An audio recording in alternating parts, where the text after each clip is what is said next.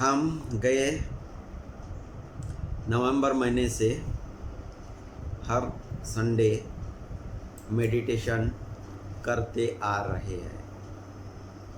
आप में से बहुत लोगों को बहुत अच्छा अनुभव हुआ है और बहुत सारे लोग यह भी कहते हैं कि हमारी स्पिरिचुअल जर्नी कैसी हुई उसके बारे में भी बात करें।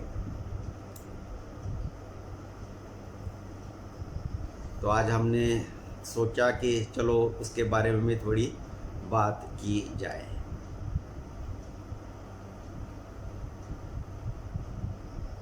ब्रायन वेस करके एक अमेरिका के ऑथर है, उनकी एक किताब है मैनी लाइव्स मैनी मास्टर्स।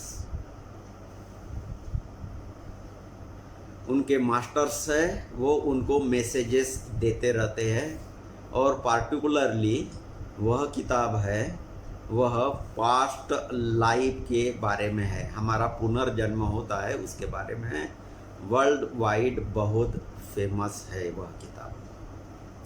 हमारे जीवन में भी बहुत मास्टर्स आए हैं। हमारी गए 26 साल की जर्नी स्पिरिचुअल जर्नी ही रही है ज़्यादातर, और हमें इस स्पिरिचुअल जर्नी में बहुत सारे स्पिरिचुअल मास्टर्स के आशीष मिले हैं, उनका मार्गदर्शन मिला है। शायद पूरी बात आज के सेशन में नहीं हो सकेगी, तो हम कभी बाद में भी बात करेंगे, लेकिन जब आज बात करनी ही है तो हमें शुरू करनी पड़ेगी एक लड़के के इंट्रोडक्शन से। मैं उस लड़के का, उस बच्चे का इंट्रोडक्शन आपको बता रहा हूँ।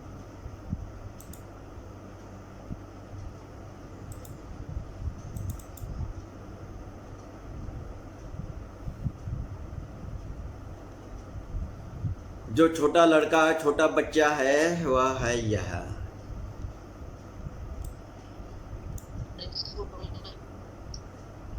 यह मेरा बेटा है, लेकिन अभी देह में नहीं है। उसका जन्म 4 अप्रैल 1995 को हुआ था।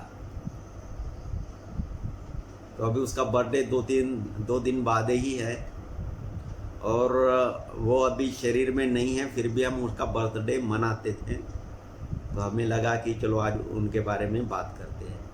हम आज जो भी है ये छोटे बच्चे की वजह से है। तो हमारी स्पिरिचुअल जर्नी शुरू हुई है इस बच्चे की वजह से। इसका नाम क्षितिज है। जनरली हम है इसी हिसाब से बात करते हैं।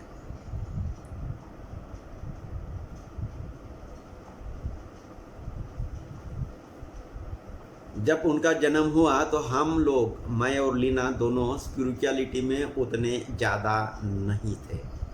वो भी साइंस बैकग्राउंड से है और मैं भी इंजीनियरिंग बैकग्राउंड से हूँ, इसलिए हम स्पिरिचुअलिटी की तरफ ज़्यादा हमारा झुकाव नहीं था। वैसे बचपन में थोड़ा लग रहा था, मुझे भी लग रहा था, उनको भी था थोड़ा स्पिरिचुअलिटी के बारे में। लेकिन जैसे हम स्कूल और कॉलेज में साइंस पढ़ते हैं तब हम स्पिरिचुअलिटी को छोड़ देते हैं। तो ये है क्षितिज। जब उसका जन्म हुआ तब वो थोड़ा हाइपर एक्टिव था। पेट में था तब तो ठीक ही था, लेकिन जब जन्म हुआ तो उसको एक फोर्सेप डिलीवरी से निकालना पड़ा। फोर्सेप डिलीवरी में डॉक्टर लोग गर्भ में ही एक फोर्सेप यानी एक चिमटा ऐसा डालते हैं और उसके कई सिर में लगाते हैं और बाद में खींचकर बाहर निकालते हैं। ऑपरेशन नहीं कर सके, वो सिजरिन भी नहीं कर सके, नॉर्मल डिलीवरी भी नहीं हो सकी, तब उन्होंने फोर्सेप डिलीवरी की। और उस समय उसके ब्रेन को लगा, ब्रेन उसका कुछ डैमेज हो गया था, इसलिए वो बाकी नॉर्मल चिल्ड्रेन रहते हैं वैसा तो नहीं था। थोड़ा हाइपर एक्टिव था। जन्म के समय में हमें यह पता नहीं था। 5-6 महीने के बाद हमें वो पता चला कि जब डॉक्टर ने बताया कि उसके सिंड्रोम थोड़े डाउन है, लो है, यानी मेंटली रिटार्डेड है, तब हमारे पैरों के नीचे की जमीन खिसक गई। फिर उसके ट्रीटमेंट के लिए हम इधर उधर भटकते रहे। एलोपैथी में जो भी ट्रीटमेंट हो सकता है वो सब किया, उससे कुछ फ़ायदा नहीं हुआ। फिर हम आयुर्वेदिक की तरफ गए। आयुर्वेद में जिनको राष्ट्रपति अवार्ड मिले हैं ऐसे डॉक्टरों से उनका उपचार किया, फिर भी कुछ नहीं हुआ। होम्योपैथी भी की, लेकिन फिर भी उसके तबीयत में कुछ खास फर्क नहीं आया। खड़ा रहता था, देख पा सकता था, लेकिन थोड़े सिंड्रोम नॉर्मल चिल्ड्रन जैसे नहीं थे। उसके ट्रीटमेंट के लिए और हम अलग अलग प्रकार के वैद्य डॉक्टरों से मिलते रहे। उसमें से किसी ने, एक आयुर्वेदिक डॉक्टर ने उसको स्वर्ण भस्म दिया और कहते हैं कि वो मात्रा बहुत ज़्यादा थी एज कम्पेयर टू एच। उसका निगेटिव इफेक्ट होता है या क्या पता नहीं, लेकिन किसी ने ऐसा बोला है। तो उसकी वजह से या किसी दूसरी वजह से जब ये कुछ 1.5-2 साल का था तब उसको बहुत ज़्यादा कन्वल्शंस आए। Convulsions means fits. उसका शरीर पूरा एकदम वाइब्रेट होता था, झटके आते थे। उस समय बहुत झटके आने शुरू हो गए थे। जब अस्पताल में उसको भर्ती किए फिर भी उसके झटके कम नहीं हुए और उसको कंटिन्यूअसली 40 घंटे तक झटके आते रहे। मेडिकल साइंस यह कहता है किसी को इस प्रकार के कन्वल्शंस आते हैं, 8 घंटे तक आते हैं, तो वह व्यक्ति जिंदा नहीं रह सकता है। इसको 40 घंटे तक झटके आए और फिर भी वो जिंदा रहा। जो उसके ट्रीटमेंट वाले डॉक्टर थे उन्होंने उसकी तो एक केस स्टडी ही बना ली और वो नेशनल और इंटरनेशनल कॉन्फ्रेंसेस में इसकी केस स्टडी पेश करता था कि हमारे नागपुर में एक बच्चा है, उसको 40 घंटे तक कन्वल्शंस आए और फिर भी आज वो जिंदा है। वो तो वहाँ बच गया, लेकिन उसका शरीर का भाग बहुत ही खराब हो गया, पैरालिटिक हो गया। उसका एक साइड वो मूव नहीं कर सकता, पैरालिटिक हो गया। लेफ्ट साइड उसका ठीक था और राइट साइड थोड़ा डैमेज हो गया था, यानी राइट हैंड और राइट लेग वो हिला नहीं सकता था। और जब भी है उसको बिठा कर ही रखना पड़ता है, बैठता नहीं था, उसको लिटा कर रखना पड़ता था। उसको खाना भी देना है तो वो नहीं मांग सकता था। उस स्टेज, उस 2 साल के बाद ऐसी स्टेज आ गई कि वो देख नहीं सकता है, अपने पैरों पे खड़े नहीं हो सकता है, वो मूव नहीं हो सकता है, कुछ बोल नहीं सकता, कुछ मांग नहीं सकता है। ऐसी उसकी सिचुएशन हो गई थी।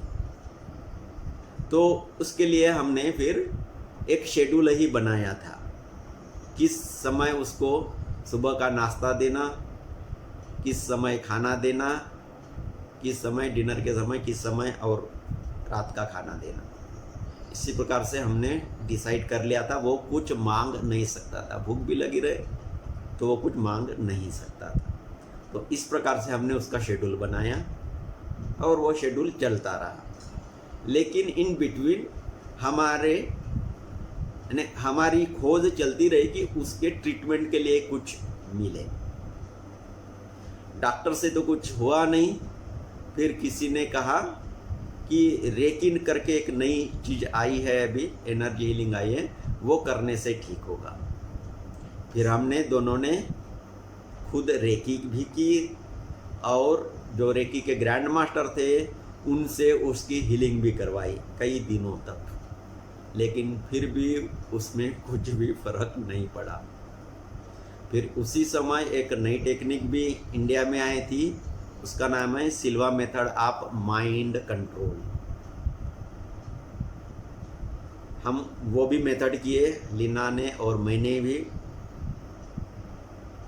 उसमें भी उससे कुछ फ़ायदा नहीं हुआ, उसको कुछ फ़ायदा नहीं हुआ, हम में कुछ और धीरे धीरे लेकिन फ़ायदा होने लगा कि हम थोड़े जितने ज़्यादा पहले चिंतित रहते थे, एजिटेटेड रहते थे, बहुत दुख में रहते थे कि बच्चे का क्या होगा, वो थोड़ा थोड़ा हम थोड़ा स्टेबलाइज होने लगे। और जब हमने सिल्वा मेथड ऑफ माइंड कंट्रोल किया तब बहुत और भी घटनाएं होती रही हम में। उसमें क्या चीज़ें हो रही थी वो हमें नहीं पता, लेकिन हम चेंज हो रहे थे।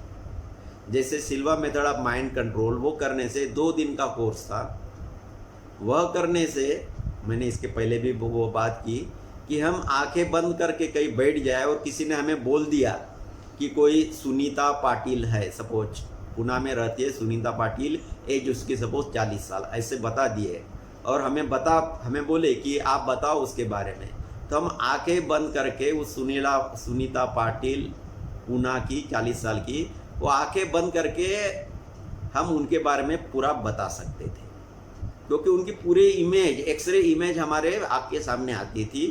और उसके बाल कैसे है, चश्मा पहनती है या नहीं पहनती है, कहीं ऑपरेशन हुआ है क्या, शरीर में कहाँ बीमारी है, वह पूरा एक्सरे जैसा, एमआरआई जैसा हमें दिख जाता था। तो इस प्रकार से हम में कुछ स्पिरिचुअल एबिलिटीज आती रही, लेकिन बच्चों को तो फ़ायदा नहीं हो रहा था, इसलिए हम और करते गए। तो जो सिल्वा मेथड ऑफ माइंड कंट्रोल की वो एबिलिटी आ गई, वो हमने कई दिनों तक की। मुझसे ज़्यादा लीना उसमें बहुत एक्सपर्ट हो गई थी, लेकिन बाद में हमें लगा कि इससे हमें क्या फ़ायदा। मैं आंख बंद करके किसी के भूत और भविष्य के बारे में जान सकता हूँ, इससे मुझे क्या फ़ायदा।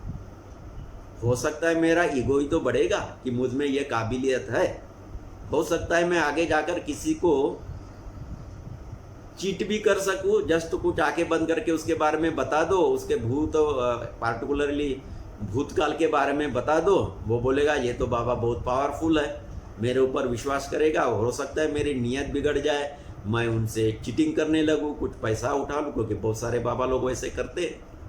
तो हमें लगा कि नहीं, इस प्रकार की सिद्धियाँ हम में आए हमारे कुछ काम की बात नहीं है, इसलिए हमने वह भी छोड़ दी, वो भूल ही गए हम, अभी वो नहीं करते, बहुत पहले उसको हमने छोड़ दिया था। लेकिन बच्चे का ख्याल तो था ही, हमारी पूरी एक्टिविटीज़ बच्चे के लिए ही होती थी। घर भी नया बनाना है तो रूम किस प्रकार से बनाया जाए ताकि उसको आने जाने में या उसकी मूवमेंट कराने में ईजी हो जाए, उसको खिलाने पिलाने में, सुलाने में ईजी हो जाए, इसी प्रकार की सब हमारी प्लानिंग चलती थी। लेकिन खोज यह जारी ही थी कि उसके ट्रीटमेंट हो जाए, उसके लिए क्या किया जाए। फिर ऐसे ही पढ़ते पढ़ते कहीं तो भी हमें पता चला कि किसी की कुंडलिनी जागृत हो जाए तो वो आदमी बहुत पावरफुल हो जाता है और वो फिर ऐसे बच्चे का इलाज कर सकता है। तो वैसी खोज हमारी चलती रही। उसी समय गोंदिया में, लीना का मायका गोंदिया का है महाराष्ट्र में, तो गोंदिया में एक शिविर लगी थी कुंडलिनी जागरण। कुछ अशोक भारती नाम के कोई व्यक्ति थे, अशोक राज भारती जी, वह शिविर ले रहे थे। हम दोनों ने उस शिविर में भाग लिया। कुछ कुंडलिनी वगैरह तो जागरूक नहीं हुई, कुछ भी नहीं हुआ, कुछ समझ में भी नहीं आया क्या सिखा रहे थे। लेकिन ऐसा लगा कि कुंडलिनी नाम की कोई चीज़ होती है, वो पता चली। फिर हमें पता चला नहीं, ये जागरूक करना जरूरी होता है, उससे कुछ फ़ायदा हो जाएगा बच्चे के लिए। फिर हमने ऐसी ही हमारी खोज चलती रही। और गोंदिया के ही रेलवे स्टेशन पे एक किताब की दुकान थी। रेलवे स्टेशन पे किताब की दुकान रहती थी तब, अभी भी रहती है। तो एक दिन ऐसे ही ढूंढते ढूंढते मुझे एक किताब मिली। उस किताब का नाम था कुंडलिनी और 7 शरीर।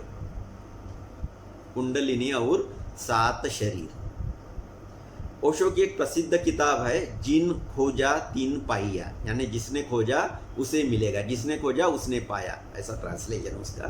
तो जिन खोजा तीन पाइया, उसी किताब को डायमंड पब्लिशर्स वालों ने शायद 4 पार्ट में उसको पब्लिश किया था। उसका एक पार्ट है, उसका नाम था ये कुंडलिनी और 7 शरीर। वो हमने खरीद ली, कुंडलिनी की कुछ बात है करके हम पढ़ने लगे।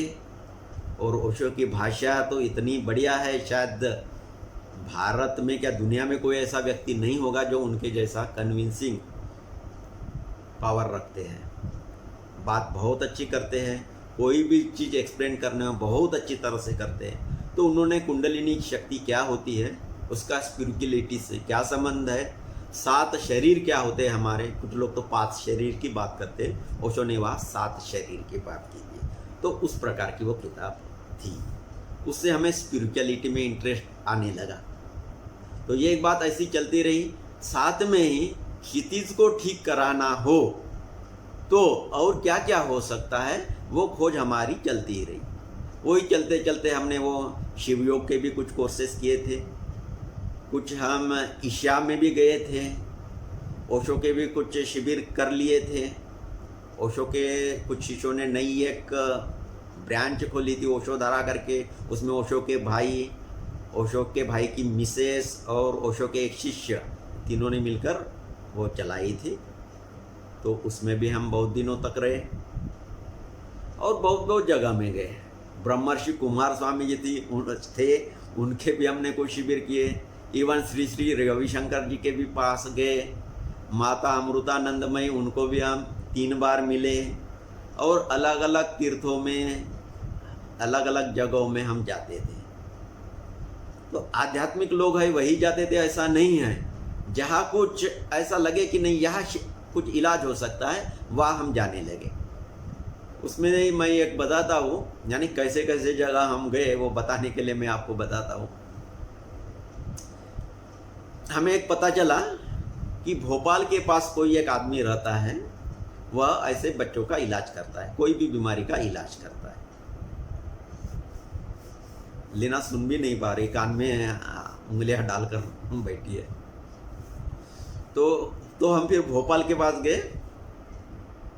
भोपाल के पास एक छोटे से गांव में कहीं खेत में वो इलाज करते थे, और वहाँ कुछ झोपड़ी भी नहीं थी, खुले में ही वो इलाज करते थे। और इलाज के नाम पर क्या था, कुछ भी नहीं था। वो कुछ क्या करते थे बताता हूँ मैं आपको। बच्चे को लिटा देना है और 6 इंच यानी आधा फीट की लंबी कील मीन्स नेल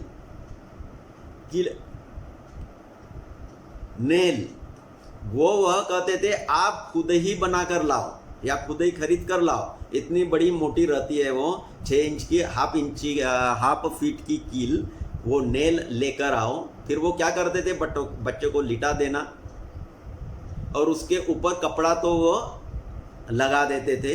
फिर अपना हाथ नीचे रखते थे। क्या करते थे पता नहीं, शायद वो कील नीचे रखते हो, कील के अंदर उसका जो नोक है उसके अंदर अपना हाथ रखते होंगे। वो ब्रेन पे के ऊपर, सर के ऊपर रखते थे। और बहुत बड़ा हाथोड़ा का भी बड़ा एक रूप होता है जिसको घन बोलते हैं, यानी अराउंड 3 किलो का ऐसा कुछ रहता है, बहुत बड़ा। वो बोलते हैं कि उससे अभी आप कील के ऊपर जोर से प्रहार करो, यानी कील का जो नोक है, नुकीला भाग है, वो बच्चे के सिर पर है और ऊपर से आप हथौड़े से मारो। वो हाथ भी अंदर रखता होगा, फिर भी कितना रिस्क होता था। हम धीरे धीरे मारते थे, वो बोलता ना और जोर से मारो। ऐसा भी क्षितिज का उपचार हमने किया था, वहाँ भी कुछ नहीं हुआ। एक असलम बाबा करके थे बागलकोट में, कर्नाटका के बागलकोट में असलम बाबा करके थे।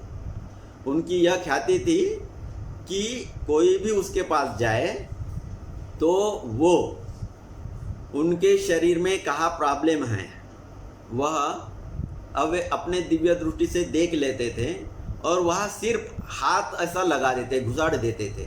वैसे वीडियो भी बहुत है, हाथ घुसाड़ देते थे उसके पेट में, और किसी की पथरी हो, कुछ प्रॉब्लम है तो वो पथरी वगैरह ऐसा निकाल देते थे, हाथ से ही ऑपरेशन करते थे, 10 मिनट में पूरा हो जाता था।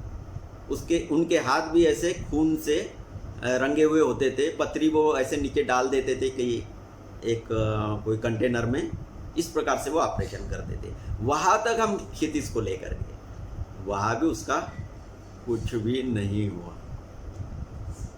फिर उसके बाद मुलाकात हुई हमारी। चलो एक क्षितिज का और एक फ़ोटो दिखाते हूँ। ये है मम्मी का लाड़ प्यार कर रहा क्षितिज। फिर जब उसको कहीं लेकर जाना है तो ऐसे व्हील चेयर पर बिठा कर ही हम लेकर जाते थे, ऐसा वो बैठा रहता था।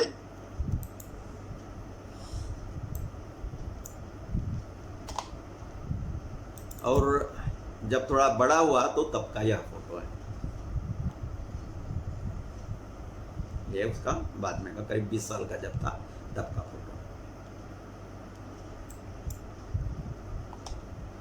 तो ऐसे में ही फिर और स्पिरिचुअल बीइंग के पास हम जाने लगे। तो एक हमें व्यक्ति मिली, यह है पार्टी वाली आई। यह स्पिरिचुअल व्यक्ति है, ज़्यादा पढ़ी लिखी है ही नहीं, स्कूल में गई ही नहीं है। लेकिन जब उनकी शादी हुई, जब बहुत यंग थी, तब शायद उनकी कुंडलिनी जग गई थी। और उस प्रकार के जो बर्ताव है घर वाले लोग तो एक्सेप्ट नहीं करते, उनको घर से निकाल दिया था। तो वो गांव में ही बाहर 2 साल तक जंगल के पत्ते खाकर रही। आखिर उनके पिताजी माताजी ने उनको लेकर एक और स्पिरिचुअल बीइंग के पास लेकर गए। ये है वो स्पिरिचुअल बीइंग, उनका नाम है माता अनुसया। नागपुर के पास पारड सिंगा करके जगह है, वहाँ यह माता जी रहती थी। उनके पास उनको लेकर गए। इनको मैं बहुत पहले की बात बता, क्षितिज के जन्म के पहले की। जो पार्टी वाली आई है उनको इनके पास लेकर गए। उनके पास बहुत लोग आते रहते हैं। अभी भी अभी तो वो देह में नहीं है, उनका मंदिर बना हुआ है और मंदिर में दर्शन के लिए बहुत लोग आते हैं, बहुत फेमस है उस एरिया में। वो कुछ शरीर पे कपड़े वगैरह नहीं रखती थी, बस कई फ़ोटो वगैरह निकाल तो भक्त लोग ऐसे कपड़े उनके ऊपर डाल देते थे और फ़ोटो खींचते थे।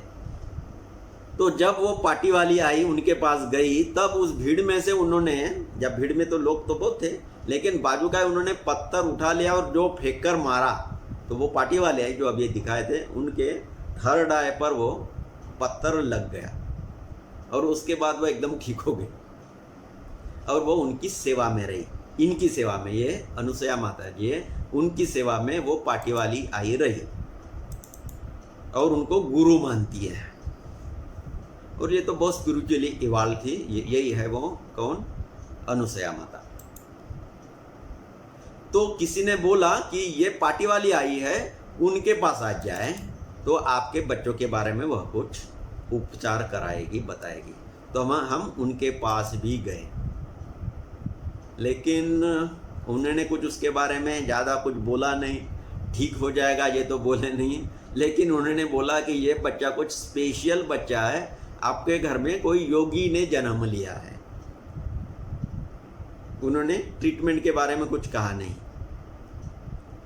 लेकिन वो बाद में घर में भी बहुत आती रही। और उनकी खासियत ये थी, मैं एक फ़ोटो ये भी मैं दिखा देता, हमारे गुरुदेव नारायण स्वामी हैं जो बाद में हम मिले, ये गुरुदेव नारायण स्वामी। तो मैं अभी ये शेयरिंग बंद कर देता हूँ।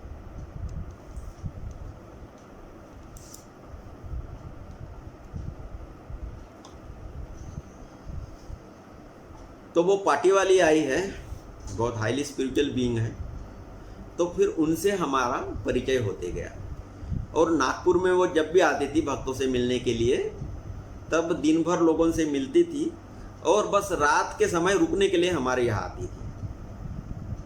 और तब क्षितिज के बारे में वो बहुत बातें बताते जाती थी। उस समय उनके अंदर चैनलिंग होती थी। चैनलिंग यानी जो एक लिविंग बीइंग है, वह खुद को इतना खाली कर देता है कि दूसरी आत्मा उनके अंदर आ जाए और वो फिर बात करे।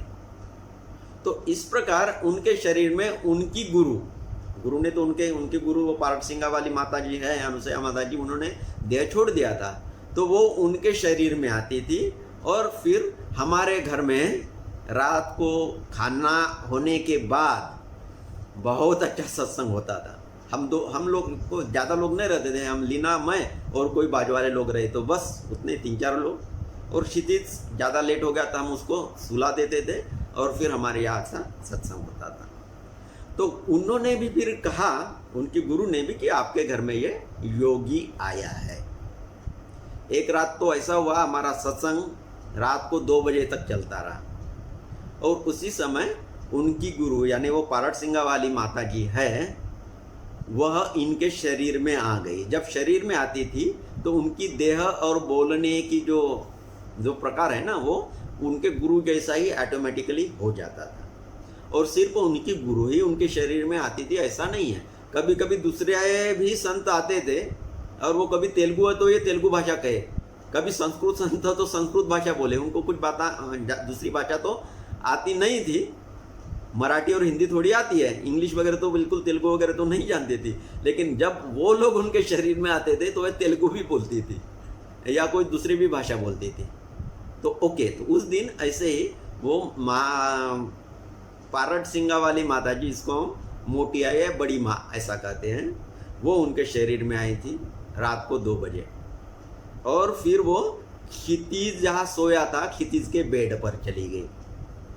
और क्षितिज तो हलचल नहीं कर सकता था, वो किसी करवट पर नहीं सो सकता था, तो वो वैसा ही सोया था। और उसकी गर्दन है एक तरफ यानी दीवार के तरफ, दूसरे तरफ थी।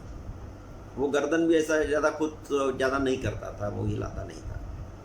लेकिन ये जैसे ये बड़ी आई, उनके यहाँ गई, तब उसने गर्दन अपनी हिला ली और इस तरफ कर ली जहाँ ये मोटी आई थी। पारट सिंगा वाली माता जी इनके शरीर में आई थी, पाटी वाली आई के शरीर में आई थी, उसके तरफ उस क्षितिज ने अपनी गर्दन कर ली और उसने आंखें भी खोल ली। वो कभी आंखों में ऐसा बिल्कुल ऐसा देखता नहीं था, लेकिन जब ये डिवाइन बीइंग उनके बेड पर आ गई, ये दोनों एक दूसरे के आंख में आंख डाल के बहुत देर तक देखते रहे एक दूसरे को, बातें किसी ने कुछ नहीं की। बहुत देर तक वो बात करते रहे ऐसे ही मौन में। और फिर उन्होंने, बड़ी माँ ने उनको कुछ आशीर्वाद दिया या कुछ फूल उनके ऊपर रखे उन्होंने, और फिर वो आकर बैठ गई अपने जगह पे। और उसने भी अपनी गर्दन उस तरफ दीवार की तरफ कर ली, सो गया, और वो भी तुरंत सो गया। उसी समय हमारे ये गुरुदेव जो अभी जिसका फोटो हमने बताया, वह भी हमारे घर में आए थे। और वो तो एनर्जी के मास्टर है, वो चुटकी में ऐसा हाथ देखकर किसी का भूत दोष सब कुछ देख सकते हैं। तो हमारी इच्छा यही थी कि गुरुदेव आए हैं, इतने पावरफुल है, तो उसको ठीक करेंगे। लेकिन वो भी आए और बोले कि ये योगी जीव है, उसने यह जीवन चुना है, यह जीवन ऐसा जीने के लिए उसने चुना है, तो इसके लिए कुछ ज़्यादा कर नहीं सकते, आप उसका ख्याल रखो। तो इस प्रकार अलग अलग लोग उसके बारे में कुछ बताते रहे। लेकिन हमारी स्पिरिचुअल प्रोग्रेस फिर उससे होते रही। क्षितिज से हमें कुछ प्रॉब्लम नहीं था, उसको 3 बार खाना दे दो और अपने बिस्तर पर उस पर रख दो, उससे हमें कुछ भी प्रॉब्लम नहीं था। इतना ही क्या, खर्चा भी नहीं था, उसका कुछ मेडिसिन का खर्चा भी हो तो हमें सरकारी दवाखाने से मिलता था। उसके कपड़े के लिए या अनाज के लिए भी कुछ खर्चा हो तो वह वैसा था, एक प्रकार से रिटार्डेड था, फिजिकली हैंडीकैप्ड है, इसलिए मुझे इनकम टैक्स में बहुत रिबेट मिलती थी। और वो रिबेट इतनी मिलती थी कि उसके खर्चे के लिए जितना पैसा लगे, उससे ज़्यादा सेविंग मुझे इनकम टैक्स की होती थी। तो क्षितिज ने मेरे से 1 पैसा भी अपने ऊपर खर्चा नहीं कराया। और कुछ हमें तकलीफ भी नहीं दी, लेकिन उसकी वजह से हम स्पिरिचुअल बीइंग्स के पास जाते रहे और इस प्रकार हमारी यात्रा चली। जब उसने देह छोड़ी 29 मई 2016 को उसने देह छोड़ी शाम को 8:30 बजे। उस समय हमारे घर के बाजू में ही एक गृह प्रवेश होता है ना, तो उस प्रकार की पूजा थी, तो मुझे वहाँ जाना था, मुझे रिप्रेजेंट करना था। तो कपड़े वगैरह पहनकर तैयार होकर मैं जा रहा था। कब से तैयार होकर मैं तैयार ही था जाने के लिए, लेकिन मैं जा नहीं रहा था। ये लीना उसको खाना खिला रही थी और मैं ऐसे ही रूम में ऐसा ही खड़ा था। थोड़ी देर में क्षितिज ने सांसें ली और आंखों से इधर उधर पूरा रूम में देख लिया और फिर उसने सांसें छोड़ दी और छोड़कर आंखें बंद कर दी। हमें तो उसी समय लगा कि उसने देह छोड़ दी है। खाना खा लिया, पानी पी लिया, सांस ली, सांस छोड़ दी और फिर सांस ली ही नहीं। हमें तो तब पता चला, फिर डॉक्टर से भी बुलवा कर उसको चेक कराए क्या है। लेकिन जैसे ही उसने शरीर छोड़ा, इस रूम की ऊर्जा इतनी अच्छी हो गई थी कि जिसका बेटा अभी शरीर छोड़ा है वो तो छोड़ो, हम दोनों वही ध्यान में बैठ गए। रूम की ऊर्जा बहुत अच्छी थी। कुछ लोग उस समय भी घर में आते थे, तो उन लोगों को पता है। और जैसा ही उनको पता चला, दूसरे दिन तक लोग आते रहे, तो कोई भी लोग आते थे और बोलते थे, अरे आपके घर में तो बहुत अच्छी ऊर्जा है। तो उस प्रकार फिर वो उनकी बॉडी उधर पड़ी हुई है और ये लोग आकर ध्यान में बैठ रहे। इस प्रकार बहुत होता था। नेक्स्ट डे भी लोग अभी उसको लेकर जाना है अंतिम कर्म के लिए, लेकिन लोग आकर ध्यान में बैठते थे। और जिन लोगों ने उसके तरफ ध्यान दिया, थोड़ी भी उनकी सेवा की, उसको उन्होंने क्षितिज ने बहुत ब्लेसिंग दिए। बहुत लोग जो हमें जानते हैं या क्षितिज को जानते हैं, उसको याद करते हैं और बोलते हैं कि उनके जीवन में जो कुछ प्रोग्रेस हुई है वो क्षितिज की वजह से है। मटेरियल प्रोग्रेस रहे या स्पिरिचुअल प्रोग्रेस रहे, वो इस प्रकार से कहते हैं। मुझे उसमें कुछ ज़्यादा इंटरेस्ट नहीं था। मेरा बेटा था तो मैं बेटे जैसा उसको बिहेव कर रहा था। मैं उससे कुछ ज़्यादा यानी इस प्रकार से स्पिरिचुअल गाइडेंस तो नहीं लेता था। कभी कभी लेना लेती थी, लेकिन मैं नहीं। मैंने सिर्फ एक बार उसने देह छोड़ने के बाद एक बार मैं उनसे गाइडेंस लिया था और वो मुझे गाइडेंस मिला भी और ठीक से मिला। तो बाकी लोग जो बोलते हैं उसको क्षितिज को याद करो तो उनको गाइडेंस मिल जाता है, सॉल्यूशन मिल जाता है। तो इस प्रकार क्षितिज हमारे घर में आया और हमें रास्ता दिखाने के लिए ही आया है। इसके बारे में मैं और एक बात कहना चाहता हूँ कि उस समय एक the masters of the spirit world इस नाम की एक वेबसाइट थी, शायद अभी भी है। उसमें गैलेक्टिक मास्टर्स किसी डिवाइन व्यक्ति के अंदर आकर उनको मैसेजेस देते रहते थे। तो आप उनको कुछ प्रश्न पूछो, थ्रू इंटरनेट मेल करके उनको प्रश्न पूछो, तो फिर वो गाइड्स कुछ दिनों के बाद उसके उत्तर दे देंगे। तो हमने क्षितिज के बारे में भी पूछा था। मैंने पार्टिकुलरली पूछा था कि क्षितिज इस प्रकार से है तो वो क्यों हमारे घर में आया है, उसके पीछे क्या कारण है। तो मास्टर से मुझे मैसेज आया, यानी आपको वो यानी कैसा वो होता था कि वो वेबसाइट जो लोग चलाते हैं वो स्पिरिचुअल बीइंग्स है, यानी देह में है, और उनके अंदर हायर फ्रीक्वेंसी वाले जो मास्टर्स है, गैलेक्टिक बीइंग है, वो उनके अंदर में आकर उनको मैसेजेस देते थे और इस प्रश्न का उत्तर बताते थे। तो वो उत्तर उन्होंने जो बताया वो इस प्रकार का था कि क्षितिज आपके यहाँ आया है, उनके पीछे ऐसा कुछ कर्म वगैरह नहीं है, उसने यह शरीर चुना है और आप आज ए फादर उसको कुछ भी नहीं कर रहे हैं। उल्टा वही आपको बहुत कुछ दे रहे हैं और वह देने के लिए ही वह आया है। He sacrifices. Actually, the word mentioned by them was that he sacrificed his life for your spiritual growth. ऐसा वो स्पिरिट बीइंग ने मेरे लिए मैसेज दिया था। फिर और कुछ दिन हो गए, वो तो फॉरेन की साइड है, कौन हस्बैंड वाइफ है वो तो पता नहीं है। लीना ने कुछ 4-5 महीने बाद और सिमिलर मैसेज वहाँ डाला था, सिमिलर या दूसरा, तो वो कुछ कहना चाहती है तो वो कहे उसको क्या मैसेज मिला था।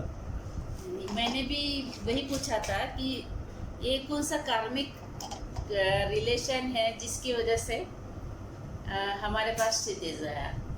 तो मुझे मैसेज मिला कि he is a magnificent soul. और कार्मिक बंध जैसे कर्म बंध जैसा कुछ नहीं होता है।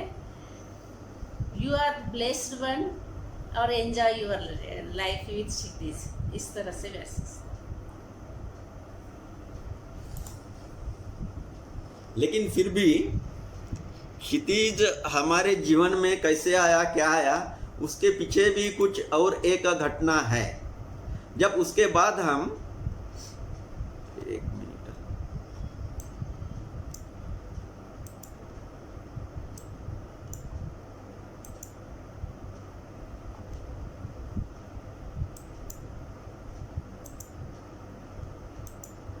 सॉरी, उसके बाद हम और स्पिरिचुअल शिविरों में जाते रहे। तो हमने एक कोर्स यह भी किया, वह है पास्ट लाइफ रिग्रेशन का। उसमें आप अपने पास्ट लाइफ में जाकर आप अपने पास्ट लाइफ में क्या थे उसके बारे में जान सकते हैं। पार्टिकुलरली उसमें यह पूछा गया था कि आपके जीवन में अभी जो कुछ समस्या है उस समस्या की जड़ क्या है, क्यों वह समस्या आपके जीवन में आई, उसके लिए अभी वो प्रश्न मन में लाकर आप अभी अपने पास्ट लाइफ में जाए। फिर वो प्रोसेस कराई गई। तो वो कोर्स मैंने भी किया है, लीना ने भी किया है। लेकिन मुझे कुछ क्षितिज वगैरह तो ऐसा कभी समस्या लगी नहीं, क्योंकि हमारा जीवन बहुत अच्छे से आनंद से चल रहा था, उससे कोई प्रॉब्लम थी नहीं। लेकिन एज ए माँ लीना को वो हमेशा लगता था कि वो क्यों आया है, हमारे इसमें कुछ मकसद है क्या। जब इस प्रश्न के साथ वो पास्ट लाइफ के सेशन में उतरी तब उनको पता चला। बताएगी? ओके, वो खुद बताना चाहती है तो ओके। तो मैंने देखा तब कि मैं मेरे पास्ट लाइफ में यानी जस्ट इस जन्म के पहले जन्म में मैं तिब्बत में थी, किसी आश्रम में थी, काम करती थी। तो एक बार कोई एक सन्यासी आया वहाँ उस प्रधान आचार्य से मिलने, और मिलकर वो जा रहा था। लेकिन मेरी इच्छा थी कि वो सन्यासी रुकना चाहिए, मुझे उसकी सेवा करनी थी। मेरी बड़ी इच्छा थी, मैंने रिक्वेस्ट की थी कि आप रुकिए, लेकिन वो किसी वजह से नहीं रुक पाए। लेकिन सेवा का भाव बहुत गहरा था, तो सेवा की वजह से उसको क्षितिज को आना पड़ा। फिर मैंने शायद उसके लिए कंडीशन निर्माण की। तो कहने का मतलब जो सन्यासी उनको उस आश्रम में दिखा और जिनको उन्होंने बोला कि आपकी मुझे सेवा करनी है, आप कुछ दिनों के लिए यहाँ आश्रम में रुके, तो वो सन्यासी रुका नहीं। और ध्यान में यह है, जब आप पास्ट लाइफ के सेशन में रहते हो तब आपको पता चलता है, जो भी कुछ देखते हैं ना, तो आप पास्ट लाइफ में जिसको आपने देखा तो इस जन्म में वो कौन है वो आपको ऑटोमेटिकली समझ में आता है। तब लीना को समझ में आ गया कि वह सन्यासी वह क्षितिज है और इसका सेवा का भाव है। तो ओके, चलो मैं बेटा बनकर आता हूँ, और ऐसा बेटा बनकर आता हूँ ताकि आप कितनी सेवा करनी है कर लो। तो इस प्रकार से अभी किसी को ये लगेगा ये कर्मबंध है, कैसा है, नहीं, ऐसी भी बात नहीं है। जब इवाल्व पुरुष होते हैं ना, वह अलग अलग परिस्थितियों में सीखते हैं। तो पार्टिकुलरली उन्होंने इस जन्म में ऐसा शरीर इसलिए चुना था कि ऐसी कठिन परिस्थिति में जब शरीर में उसके बहुत दर्द था, मैं ये बात तो आपको नहीं बताई, उसके शरीर में बहुत दर्द होता था, उसको बिठाए तो वो थोड़ा कराहता था, उसको बहुत वेदना होती थी। एक बार तो हम उसको लेकर ऐसे ही एक मेडिटेशन के शिविर में गए थे औरंगाबाद, और लेकर जाए तो कैसे एक गाड़ी हायर की थी, उससे लेकर गए थे। लेकिन वहाँ उसको हैंडलिंग करते समय, नहलाते समय क्या हुआ पता नहीं, उसका पैर टूट गया, पैर के हड्डी के 2 टुकड़े हो गए बीच में, जॉइंट में नहीं, बीच में। हमें तो वहाँ पता ही नहीं चला। उसके बाद हम घर पर आए और 15-20 दिन के बाद उसकी तबीयत थोड़ी ज़्यादा खराब हो गई थी, तो हॉस्पिटल में उसको भर्ती किया था। तब डॉक्टर ने उसका पैर देखा और पैर का एक्सरे लिया, तब डॉक्टरों ने बताया कि उसके हड्डी के 2 टुकड़े हुए हैं। ब्लड तो नहीं निकला था, लेकिन शरीर के हड्डी के 2 टुकड़े हुए हैं। जब शरीर के हड्डी के 2 टुकड़े हुए थे और हम उसको ऐसे उठाते थे, इधर रखते थे, उधर रखते, उसको क्या वेदनाएं नहीं होती होगी। तो इस प्रकार से उसको बहुत वेदना होती थी। तो फिर भी बाद में किसी जगह से हमें मैसेज और मिला स्पिरिचुअल बीइंग से, वह यह है कि उसने जानबूझकर यह शरीर चुना है कि ऐसे कठिन परिस्थिति में कि मैं बोल नहीं सकता हूँ, भूख लगी हो तो भूख लगी है यह बता नहीं सकता हूँ, या ठंड लग रही हो तो मुझे थोड़ा ओढ़ कर दे दो, यह नहीं बोल सकता हूँ। ऐसी परिस्थिति में, और शरीर में वेदनाएं हो रही है, ऐसी परिस्थिति में मैं ध्यान पूर्ण रह सकता हूँ या नहीं, वो उसको देखना था। इसलिए उसने बहुत ही कठिन व्रत चुना था, कठिन लाइफ चुना था। और जाते जाते जब वो गया, वह हमारे लिए बहुत अच्छा लेकर गया, हमारे लिए बहुत अच्छा देकर गया। हम लोग भी आपके जैसे ही लोग थे, बहुत ज़्यादा स्पिरिचुअल, बहुत ज़्यादा आइडियल नहीं थे। हम में भी लड़ाई झगड़ा आपके जैसा होता है ना, वैसा ही होता था। लेकिन उसके जाने के 6 महीने पहले बहुत ज़्यादा उसने हमारी स्पिरिचुअल प्रोग्रेस करा कर दी। अभी मैं 2018 में एक व्यक्ति है तंजा जेम्स करके, वो भी एक ऐसी साइकिक रीडर है। तो मैं सिर्फ उसी से यह पूछा, बाकी किसी से। एक तो मैं the masters of the spirit world, वहाँ एक मैसेज डाला था। दूसरा मैसेज मैंने ये तंजा जेम्स से डाला था और पूछा था क्षितिज का हमारे जीवन में क्यों आना हुआ था, क्योंकि तब वो शरीर छोड़ चुका था। तब उसने जो मुझे बोला, तो मैं थोड़ा एक जगह में लिख कर रखा हूँ। वह बोलती है, your son is very proud of you. आप उसके लिए प्राउड मत हो, he is very proud of you. He is very happy that he could do his beat for you. अपने माता पिता के स्पिरिचुअल ग्रोथ के लिए मैं कुछ कर सका, इसलिए वह खुश है। शरीर छोड़ने के बाद वह अभी खुश है। He is very happy for the things in your life happening now. हम तब तक तो स्पिरिचुअल लाइफ में पूरे आ ही गए थे, तो वह बहुत खुश है, वह बोलती है, क्योंकि उसको वो दिख जाता था। मैं वैसा, मेरी वो रीडिंग करे तो वह दिख जाता था उसको कि आपका ये बच्चा है वो क्या बोल रहा है। और ऐसे बहुत लोग हैं, रहते हैं, जो ऐसे बता सकते हैं।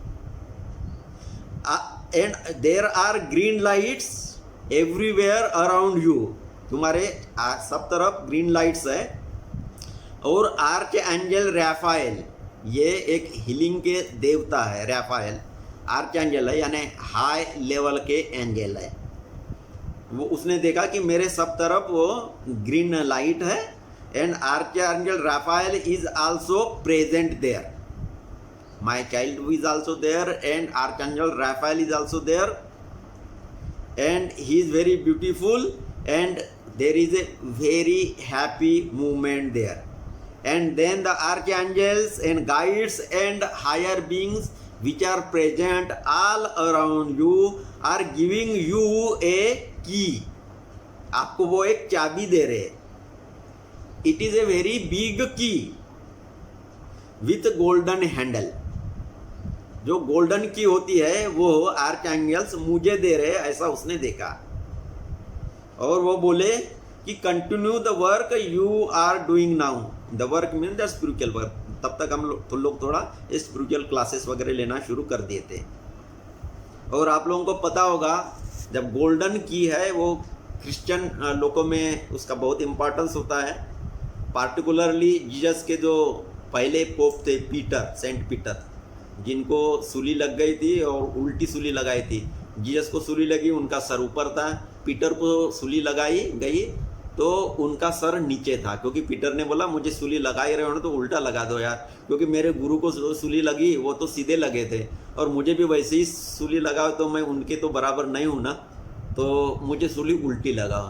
तो उनकी गर्दन नीचे पैर ऊपर करके उनको सूली लगाई गई थी रोम में।